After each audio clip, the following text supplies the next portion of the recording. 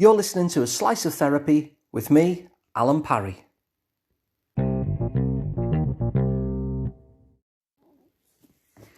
Many years ago, I used to work as a software developer.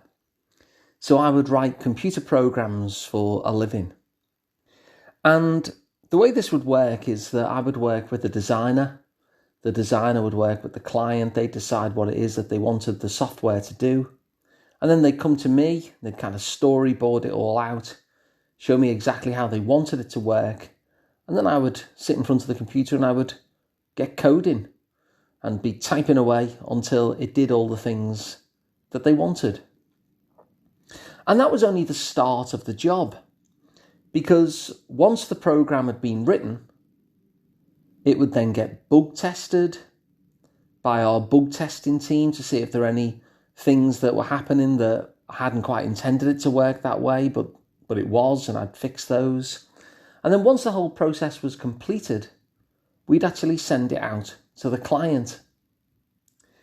Now, you'd think this is where it would end, but in fact, this is where it begins. You see, once it's out being used by the client and all their users, a number of things then happen. First of all, they also will spot things where it's not working as it was intended. So they'll kind of be your outsourced bug spotters and they'll report those back. And then you'll find these kind of reports of bugs. And so you'll take version 1 and you'll fix the bug that was found out in the community. And you will update the software. And it'll go from version 1.0 to say version 1.1. And then you'll send it back out again.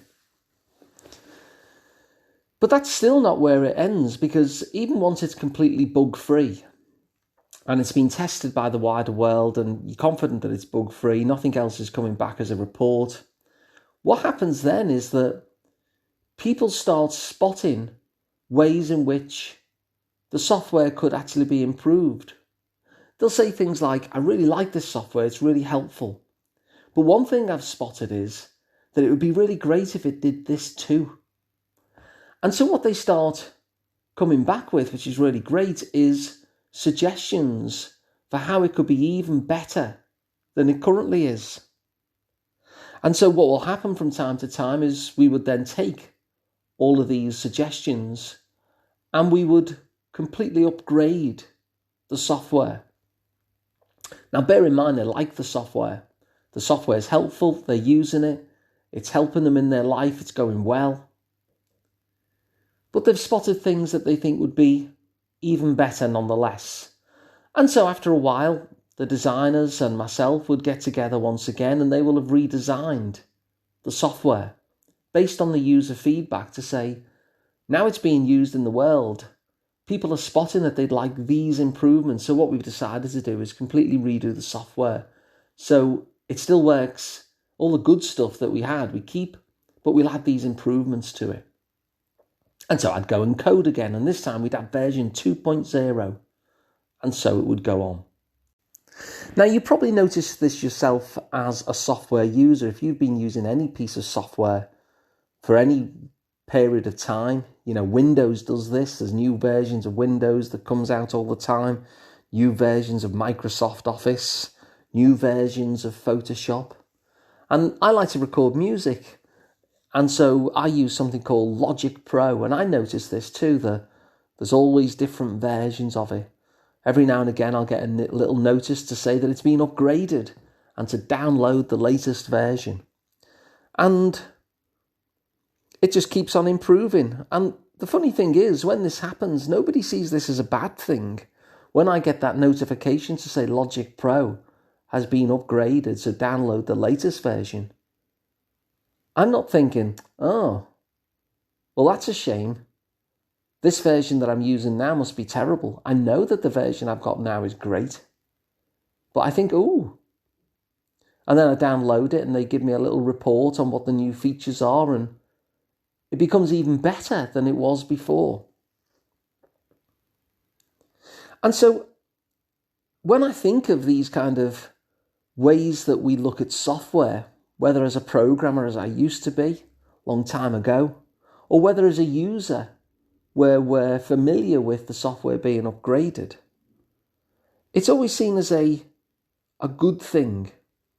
And the idea that upgrades happen and bugs get tweaked and fixed just seems like a standard part of our view of software, really. It's something completely accepted, isn't it, that that's what happens?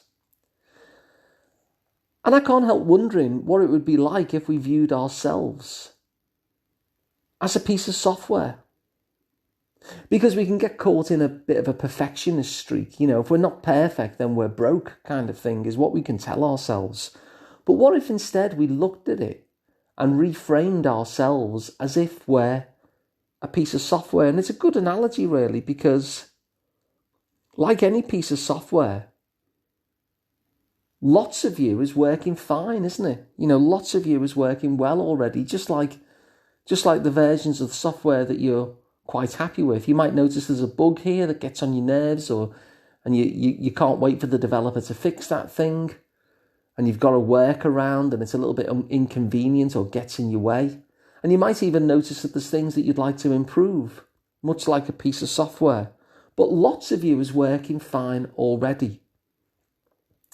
But these little bug fixes and these little new upgrades that you'd like is much like as if you were a software developer getting this feedback from your users saying, I like this software, it's working well in the main, but I'm noticing these little things are glitches and I'd like to be able to fix those. And these upgrades, I've noticed it would be better if it worked like that instead of like this. And I think it's a good analogy too, because we kind of are software, aren't we? Software is like the changeable stuff. So, we've got this particular hardware of the human body and the human brain and how all that works. But there's software as well. And the software is kind of, our beliefs, our learnings, the filters through which we see the world. Many of which are really, really helpful, but some of which, just like any piece of software, could do with an upgrade maybe. Some of these beliefs and learnings we'll have downloaded many, many years ago and were useful in that environment. But now we've upgraded ourselves into a better version of the computer because we're older and we've got more resources and more knowledge of the world. Then it would make sense then to upgrade the software as well.